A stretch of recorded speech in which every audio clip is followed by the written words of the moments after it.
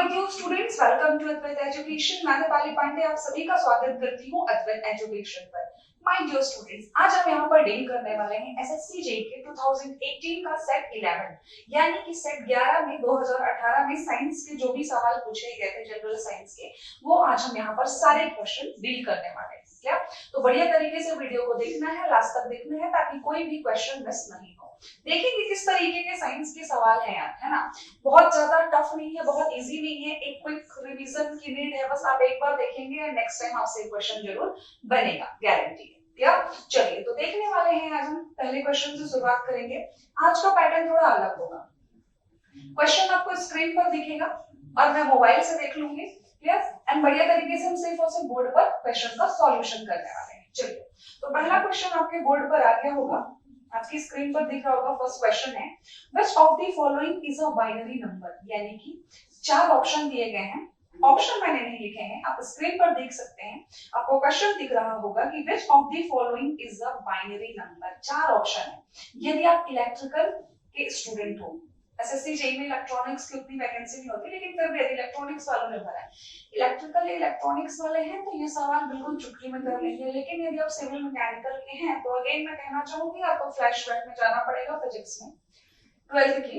और यदि नहीं जा सकते, नहीं याद है, तो अभी मेरा लेक्चर देखिए और आपको ये क्वेश्चन बन जाएगा। बाकायदा यदि इस नंबर सिस्टम का डिटेल डिस्कशन चाहिए तो उसके लिए एक अलग वीडियो लेक्चर मैं बना दूंगी। बाकी भी फिलहाल हम ये क्वेश्चन को सॉल्व कर ही लेते हैं।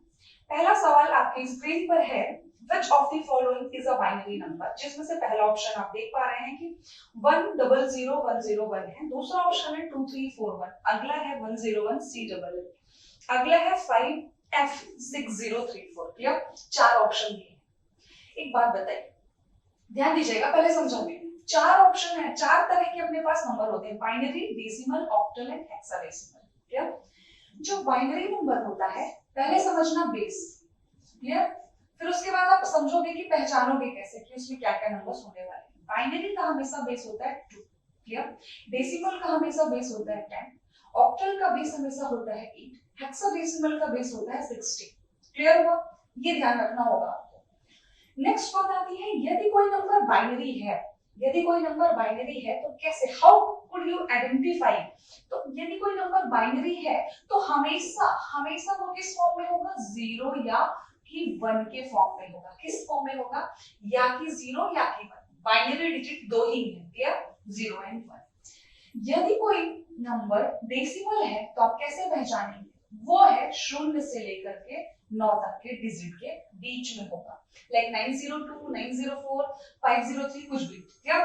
ऑक्टल नंबर का मतलब है 8 बेस होगा। कौन कौन से नंबर? 0 से लेकर के 7 तक के नंबर जो है इसमें रिप्रेजेंट होते हैं। अगला है हेक्साडेसिमल। हेक्साडेसिमल में आप रिप्रेजेंट करते हैं 0 से लेकर 9 तक के नंबरों को, साथ ही साथ 10वां कहां से स्टार्ट हो जाता है? A, B, C, D, E and F। Clear? यानी कि चार चीजें हैं। आपको बाइनरी का बेस है 2, डेसिमल का है 10, ऑक्टल का है 8, हेक्साडेसिमल का है 16। बाइनरी कोई नंबर आप कैसे पहचानोगे? वो हमेशा 0 और 1 के फॉर्म में होगा। डेसिमल कैसे पहचानोगे? वो 0 से लेकर 9 तक होगा। अब ऐसा नहीं दे देगा कि बताओ इसमें डेसिमल और ऑक्टल दोनों में से कौन है, ऐसा नहीं देगा। डेसिमल जो है 0 से 9 तक के डिजिट्स में होते हैं, ऑक्टल जो है 0 to 7 एंड जो हेक्साडेसिमल है वो 0 to 9 के साथ साथ क्या आता है इसमें? A, B, C, D, E, F भी आता है। चलिए तो देखते हैं कि चार अपने पास कौन कौन से ऑप्शन थे। पहला ऑप्शन जो है, क्लियरली बताओ, आप ही बता दो मुझे। 1010 के फॉर्म में है, यानी कि क्या है पहला ऑप्शन आपका? बाइनरी। सवाल खत्म हो गया यहीं पर। लेकिन अगला ऑप्शन देखते हैं। अगला ऑप्शन है 2341। वो डेसिमल भी हो सकता है, ऑक्टल भी हो सकता है, लेकिन हमारा आंसर नहीं है, बाइनरी हमें मिल गया। अगला ऑप्शन में सी है, अगले ऑप्शन में भी एफ है, यानी कि लास्ट के दोनों ही क्या है? हेक्साडेसिमल है। तो इस तरीके से हमने देखा कि जो जिसमें 0 एंड 1 रहेगा वही होगा आपका बाइनरी का नंबर। आई होप क्लियर हुआ। एक बार फिर से, बाइनरी, डेसिमल, ऑक्टल, हेक्साडेसिमल, चार तरह के नंबर हैं जिसमें बाइनरी का बेस है 2, डेसिमल का बेस होता है 10, ऑक्टल का होता है 8, हेक्साडेसिमल का होता है 16। बेस जब हम कन्वर्जन करते हैं ना तो हमें बेस की नीड पड़ती है।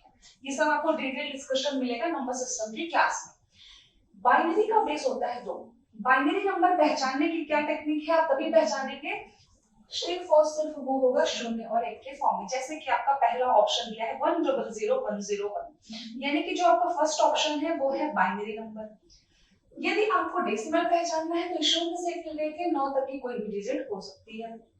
अगला है ऑक्टल 0 to 7, नेक्स्ट है हेक्साडेसिमल दैट इज 0 to 9। पहला क्वेश्चन खत्म। कौन सा ऑप्शन टिक किया, that is binary is the correct answer, यानी कि ऑप्शन ए। पूछा गया था which of the following is a binary number, तो अब बकायदा ऑप्शन ए टिक करने वाले हैं कि 100101 is a binary number. Clear? Electrical वालों के लिए ये ज्ञान नहीं था क्योंकि उन्हें बहुत अच्छे तरीके से आता होगा, सिविल मैकेनिकल वाले इसको देख सकते हैं बढ़िया से। चलिए अगला क्वेश्चन सभी ब्रांचेस के लिए है ना, क्योंकि केमिस्ट्री का है। Which alloy is made of essentially copper and tin? इससे रिलेटेड क्वेश्चन आता ही आता है, एलॉय से क्वेश्चन पूछता ही पूछता है। आप जितने पेपर सॉल्व करोगे पिछले 12 साल के 15 साल के, हर एक जगह आपको एक क्वेश्चन एलॉय का मिलना ही। यहाँ पर क्वेश्चन है which alloy is made of essentially copper and tin? Copper and tin से मिलकर बनने वाली मिश्र धातु यानी कि एलॉय कौन सी है? 4 ऑप्शन आपके सामने है, ब्रास, ब्रॉन्ज, सोल्डर एंड रांगा। इसके पहले 2 लेक्चर और कराए मैंने एसएससी जेईई के, जिसमें सोल्डर के बारे में बताया था, अलग से क्वेश्चन पूछा था कि सोल्डर किससे मिलकर के बना होता है। ध्यान है तो बढ़िया, नहीं है तो जाइए और वीडियो को देखिए। पहला ऑप्शन है ब्रास। ब्रास को हिंदी में क्या कहते हैं? ब्रास को हिंदी में कहते हैं कांसा, एंड ब्रॉन्ज को हिंदी में कहते हैं पीतल। ध्यान देना, हिंदी नाम भी पता होना चाहिए भाई, है कि नहीं? ब्रास को हिंदी में कहते हैं कांसा, ब्रॉन्ज को कहते हैं पीतल। अब मैंने कैसे याद किया इसको, अब बताती हूँ। मैंने याद किया पीतल, तांबा, टिन, कांसा, तांबा, जिंक। बताओ टफ है क्या? मतलब थोड़ी सी राइमिंग मैच हो रही है ना। पीतल, तांबा, टिन, कांसा, तांबा, जिंक। ये मैंने आज नहीं याद किया, मतलब स्कूल में याद किया था जब मैं एलॉय पढ़ा था अपने स्कूल में 8-9 क्लास में, है ना, तब ये ट्रिक्स बनी थी, तो बहुत इजी है। यदि आप इन दोनों में कंफ्यूज नहीं होना चाहते तो बिल्कुल आप याद कर सकते हैं पीतल, तांबा, टिन, कांसा, तांबा, जिंक। चलिए याद तो हो गया। ध्यान देने वाली बात है कि जो ब्रास होता है यानी कि कांसा, वो किन 2 मेटल से मिलकर के बना होता है? वो कॉपर से एंड जिंक से। यार कितना अच्छा क्वेश्चन पूछ रहा है, एटलीस्ट आपसे परसेंटेज तो नहीं पूछ रहा है, बताओ कॉपर का परसेंटेज कितना है, ब्रास में, जिंक का कितना है, टिन का कितना है, ब्रॉन्ज में, ऐसा तो नहीं पूछ रहा है। कितना इजी लेवल का क्वेश्चन है, सिर्फ पूछ रहा है कि क्या मेटल्स हैं उसके अंदर, कंपोजिशन की बात ही नहीं कर रहा है। इसलिए कह रहे एकदम मॉडरेट लेवल की साइंस रहती है। ब्रास का होगा, यदि ब्रास का क्वेश्चन पूछता है तो कॉपर प्लस जिंक। ब्रॉन्ज में क्या क्या होता है? That is copper plus tin. ध्यान देना, सोल्डर का क्वेश्चन पहले भी पूछा जा चुका है, फिर से है यहाँ पर ऑप्शन में, that is lead and lead के साथ साथ टिन होता है। अगला ऑप्शन ना रांगा दिया है, देखो इसलिए कहा हिंदी नाम याद कर लो, आपको कंफ्यूज करने के लिए। पता है टिन को हिंदी में रांगा कहते हैं, टिन को हिंदी में रांगा कहते हैं। और आप यदि जिस बच्चे को नहीं पता वो सोचेगा यार ये कौन सी एलॉय होती है, ये भी कोई सी एलॉय है, पक्का आप सोचोगे। तो चलिए क्वेश्चन नंबर 2 था हमारा, which alloy is made of essentially copper and tin? essentially बोला है बेटा, कॉपर एंड टिन से ही मिलकर के बनी है सिर्फ और सिर्फ, वो कौन सी है? वो है ब्रॉन्ज। ब्रॉन्ज मेडल मिलता है ना, वो है ब्रॉन्ज, यानी कि है पीतल। पीतल, तांबा, टिन, कांसा, तांबा, जिंक। हुआ कि नहीं हुआ? राइट, पीतल, तांबा, टिन, कांसा, तांबा, जिंक। चलिए पीतल अपना आंसर है, यानी कि option B is the correct answer, that is bronze. ये बढ़िया क्वेश्चन था, एकदम इजी नहीं था। यदि आपने पढ़ा नहीं है तो आप इस क्वेश्चन को सही नहीं कर पाएंगे। चलिए तो यहाँ पर आपका एक क्वेश्चन कवर नहीं हुआ, यहाँ पर आपके 4 क्वेश्चन, 3 क्वेश्चन कवर तो हो ही गए। सोल्डर का क्वेश्चन पहले भी पूछा जा चुका है 2014 में, 17 में। तो सोल्डर तो बढ़िया से याद ही कर लो यार कि लेड के साथ साथ टिन होता है सोल्डर में। क्लियर? अब इसमें सोल्डर में भी 2 चीजें पूछता है, hard solder and soft solder. चलिए ब्रास याद रखना होगा आपको, ब्रास में क्या क्या होता है, ब्रॉन्ज में क्या क्या होता है। क्लियर हुआ आपने क्वेश्चन 2? चलिए हम सब दिखाएंगे, आगे बढ़ते हैं। क्वेश्चन नंबर 3 कह रहा है incomplete combustion of a fuel. Screen पर सवाल है, आप देख सकते हैं बढ़िया से। Incomplete combustion of a fuel gives poisonous gas. Incomplete combustion हो रहा है, कंबशन होता है दो तरह से, एक होता है कंप्लीट कंबसन, दूसरा होता है इनकम्प्लीट कंबसन। कंप्लीट कंबसन का मतलब है कि जैसे ही आपने किसी चीज को जलाया पूरे तरीके से जल गया है। इनकम्प्लीट कंबसन का मतलब है पूरी तरीके से कंबसन नहीं हुआ, वो एकदम धुआं। कभी सिगड़ी जलाई है, देखा तो होगा जलते हुए, कितना धुआं निकलता है, खतरनाक वाला धुआं निकलता है। वो है जब मतलब एकदम आग नहीं पकड़ लेता, उसके पहले की बात कर रही हूँ, वो होता है इनकम्प्लीट कंबसन। और सुना होगा यार रात भर सिगड़ी चला के सो गए और कई लोग मर गए, क्यों? क्योंकि निकलती है उससे कार्बन मोनोऑक्साइड यानी कि सीओ। क्या निकलता है? उससे निकलता है सीओ, जो कि होता है जहरीला, जिसकी वजह से हो जाती है डेथ। यानी कि इनकम्प्लीट कंबसन जो है उससे क्या निकलता है? उससे निकलता है सीओ। लेकिन मैं कहूँ कंप्लीट कंबसन से क्या निकलता है? उससे निकलता है CO2 के साथ साथ H2O। CO2 उतना जहरीला नहीं है जितना कि आपका CO है मानव शरीर के लिए। यहाँ पर सवाल है incomplete combustion of a fuel. Incomplete combustion से क्या निकलता है? चार ऑप्शन है। पहला है कार्बन डाइऑक्साइड, अगला है आइसोसाइनाइड, तीसरा है CO2, चौथा है नाइट्रोजन। सीधी बात है भाई, इनकम्प्लीट कंबसन से मैम CO निकलता है, कार्बन मोनोऑक्साइड। क्लियर हुआ कि नहीं हुआ बताओ?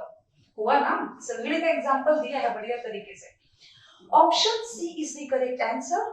जिन बच्चों ने ऑप्शन सी लगाया उनका बिल्कुल सही जवाब है। क्लियर? आगे बढ़े, चलिए नेक्स्ट है आपकी स्क्रीन पर क्वेश्चन नंबर 4। क्वेश्चन नंबर 4 आप देख पा रहे होंगे। What is the value of pH of a neutral solution? बहुत ही इजी सवाल, एकदम लट्टू सवाल, एकदम इजी सवाल, जिसको एकदम आप ही बता दो यार, आप ही बता दो, बन गया ना? Option A is the correct answer, that is 7। देखो तीन ही चीजें होती हैं, एसिड, बेस एंड सॉल्ट। यदि कोई विलियम कोई भी चीज न्यूट्रल है तो उसकी पीएच वैल्यू कितनी होगी? उसकी पीएच वैल्यू होगी 7। 7 से नीचे, 7 से नीचे वाले होते हैं एसिड, 7 से ऊपर वाले होते हैं बेस। ध्यान रखना, 7 से ऊपर वाले क्या होते हैं? बेस। यानी कि यदि पीएच वैल्यू 10 दे देता तो बकायदा आप बता दें कि ये क्षार है, बेस है। 7 से नीचे होता तो कहते अम्ल है, एसिड है। 7 है तो कहेंगे न्यूट्रल है, सॉरी न्यूट्रल है, या कि आप कहेंगे आपका बिल्कुल न्यूट्रल सॉल्यूशन है, यानी कहेंगे उदासीन।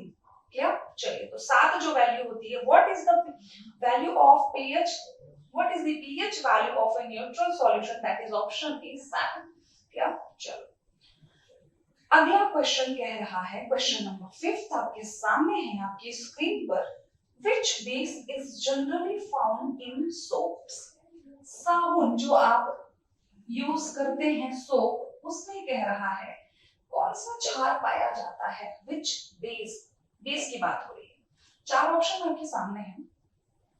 कैल्शियम हाइड्रोक्साइड, अगला है अमोनियम हाइड्रोक्साइड, नेक्स्ट है सोडियम हाइड्रोक्साइड, अगला है मैग्नीशियम हाइड्रोक्साइड। क्या आपको पता है माय डियर स्टूडेंट्स कि सोप यानी कि साबुन में जो होता है वो होता है सोडियम हाइड्रोक्साइड। क्या होता है? सोडियम हाइड्रोक्साइड नाम का क्षार पाया जाता है। तो बिल्कुल कौन सा ऑप्शन सही होने वाला है? That is option c is the correct. Question था which base is generally found, generally पाया जाता है साबुन में, that is sodium hydroxide. Clear? चलिए नेक्स्ट क्वेश्चन आपके सामने है आपके स्क्रीन पर। Which type of image is always formed by a convex mirror? दो ही तरह के मिरर होते हैं। कितने तरह के? दो ही तरह के मिरर होते हैं। एक होता है कॉन्वेक्स, दूसरा होता है कॉन्केव। अपने काम के लिए बस साफ कर लेते हैं, ज्यादा मिनट नहीं है यहाँ पर, है ना? दो ही तरह के मिरर होते हैं। पहला होता है कॉन्वेक्स, दूसरा होता है कॉन्केव। कॉन्केव को हिंदी में कहते हैं अवतल दर्पण। कॉन्केव को हिंदी में कहते हैं अवतल दर्पण, कॉन्वेक्स को कहते हैं उत्तल दर्पण। चलो ये तो बड़ा हुआ नाम, है ना? जब भी इमेज फॉर्मेशन की बात होगी तो कॉन्केव में बहुत सारी पॉसिबिलिटीज हैं कि वस्तु फोकस पर है, वस्तु फोकस और ध्रुव के बीच में है, बहुत सारी पॉसिबिलिटी है। लेकिन कॉन्वेक्स में पॉसिबिलिटीज बहुत कम हो जाती हैं, क्योंकि आपका जो उत्तल दर्पण है, उत्तल दर्पण में आप वस्तु कहीं पर भी रखो, कहीं पर भी रखो, हमेशा और हमेशा जो प्रतिबिंब है, सपोज आपने वस्तु यहाँ पर रखी तो प्रतिबिंब बन रहा है दर्पण के पीछे। बस बात इतनी सी है कि हमेशा जो है वस्तु का प्रतिबिंब बनता है दर्पण के पीछे। इसीलिए हम क्या कहते हैं, इसीलिए हम कहते हैं कि कॉन्वेक्स मिरर यानी कि उत्तल दर्पण में बनने वाला प्रतिबिंब हमेशा दर्पण के पीछे बनता है। तो हम क्या कहेंगे, दैट इज वर्चुअल इमेज। क्या कहेंगे, दैट इज वर्चुअल इमेज, जिसमें कि अपना ऑप्शन बी है। रियल एनालाइज तो कभी कभी बनेगा। क्वेश्चन में एक वर्ड है ऑलवेज, जैसा कि मैंने कहा शब्दों का गेम है। ऑलवेज जो वर्ड उसमें दे दिया, क्या ऑलवेज, हमेशा कैसा बनेगा, दैट इज वर्चुअल तो वो हमेशा बनेगा, वर्चुअल तो वो हमेशा बनेगा, that is option B is the correct answer. तो हम कहेंगे only 2 and option B is the correct answer. सवाल था which type of image is always formed by a convex mirror। Convex mirror का मतलब है उत्तल दर्पण में हमेशा किस तरह का प्रतिबिंब बनता है, दैट इज रियल, वर्चुअल या एनलार्ज्ड। तो रियल और एनलार्ज्ड जो है इनकी पॉसिबिलिटी ऑलवेज की बिल्कुल भी नहीं है, लेकिन वर्चुअल की पॉसिबिलिटी जो है, वर्चुअल की पॉसिबिलिटी जो है वो ऑलवेज की है। कब की है, ऑलवेज यानी कि हमेशा की है, हमेशा वर्चुअल बनेगा। तो इस तरीके से ये क्वेश्चन भी हो गया finish, that is option B is the correct answer. या चलिए तो मिलते हैं नेक्स्ट लेक्चर में माय डियर स्टूडेंट्स। आज के लिए इतना ही काफी है। आई होप आपने सेशन एंजॉय किया होगा। यदि एंजॉय किया है तो लाइक, शेयर एंड सब्सक्राइब जरूर बनता है। इसी तरीके से बढ़िया तरीके से इंटरेस्टिंग वे में पढ़ने के लिए अद्वैत एजुकेशन को सब्सक्राइब करना ना भूलें। साथ ही साथ मेरा टेलीग्राम चैनल ज्वाइन करना भी ना भूलें। उसमें आपको जो भी मैं पढ़ाती हूँ उसके नोट्स मिलते रहेंगे, साथ ही साथ करंट अपडेट मिलता रहेगा कि क्लास कब हो रही है, कब नहीं हो रही है, सारी चीजों के अपडेट्स आपको मिलते रहेंगे। मिलते हैं नेक्स्ट लेक्चर में my dear students. Thank you everyone, thank you so much for such a wonderful response. Thank you.